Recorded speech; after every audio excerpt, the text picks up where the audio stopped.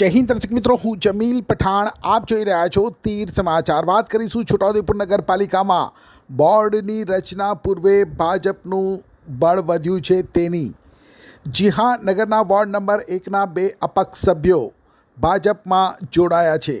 Ward number 1ના મહિલા સભ્ય નજમાબેન ફૈસલભાઈ મલા અને શૈલેષભાઈ વલ્લભભાઈ રાઠવા ભાજપમાં જોડાયા છે. જિલ્લા પ્રમુખ ઉપેન્દ્ર રાઠવાના હસ્તે આજે જિલ્લા ભાજપ કાર્યાલય ખાતે તેમણે ભાજપનો ખેસ પહેર્યો છે. ત્યારે હવે નગરપાલિકામાં ભાજપનું સંખ્યાબળ વધીને 10 થયું છે. તાજેતરમાં યોજાયેલ નગરપાલિકાની ચૂંટણીમાં ભાજપના મેન્ડેટ ઉપર 8 સભ્યો ચૂંટાયા છે.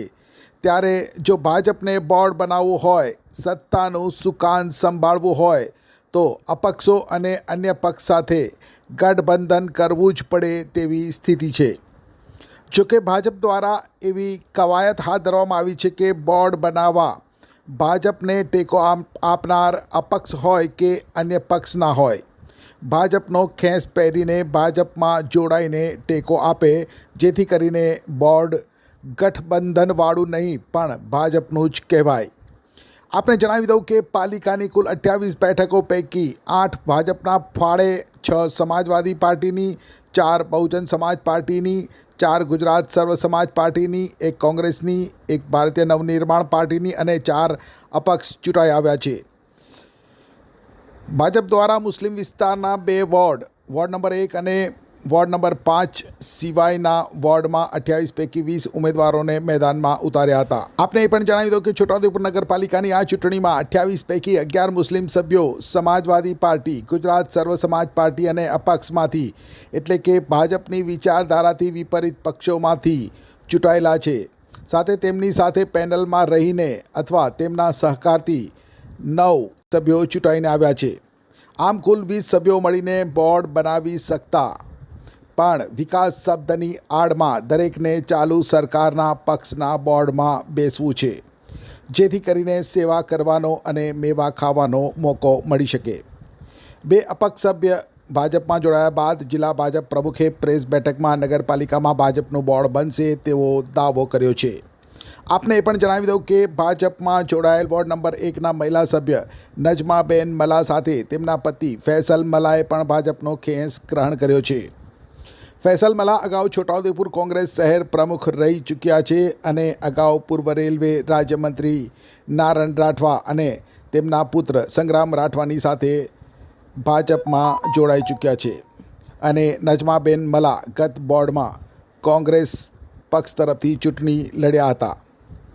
જોકે આ વખતે નગરપાલિકાની ચૂંટણીમાં એમના પત્ની અપક્ષ તરીકે ચૂંટણી લડ્યા હતા. ત્યારે પ્રેસ બેઠકમાં જિલ્લા ભાજપ પ્રમુખ ઉપેન્દ્રભાઈ રાઠવાએ અને ભાજપમાં જોડાયેલા મહિલા સભ્ય નજમા મલાના પતિ ફૈસલ મલાએ શું કહ્યું, આવો સાંભળીએ. છોટાઉદેપુર નગરપાલિકાની સામાન્ય ચૂંટણીમાં ભારતીય જનતા પાર્ટીએ 8 બેઠકો મેળવી સૌથી મોટા પક્ષ તરીકે ઉભરી આવી છે. ત્યારે આવનારા દિવસોમાં છોટાઉદેપુર નગરપાલિકાનું બોર્ડ ભારતીય જનતા પાર્ટીનું બને એ દિશામાં આજરોજ છોટાઉદેપુર નગરપાલિકાના વોર્ડ નંબર 1ના નગરસેવક શૈલેષભાઈ રાઠવા, નજમા ફૈઝલભાઈ મલા આજે ભારતીય જનતા પાર્ટી જોઈન કરી છે અને આવનારા દિવસોમાં અન્ય પક્ષના તથા અપક્ષ કેટલાક નગરસેવકો ભારતીય જનતા પાર્ટી જોઈન કરી અને ભારતીય જનતા પાર્ટીનું બોર્ડ 100% બનશે એવો મને વિશ્વાસ છે. ભારતીય જનતા પાર્ટીનું બોર્ડ 100% બનવાનું છે, એમાં કોઈ શંકાને સ્થાન નથી. પણ કેટલાક કારણોસર અત્યારે હું આપ સૌ પાસે સ્પષ્ટતા કરી શકું એમ નથી.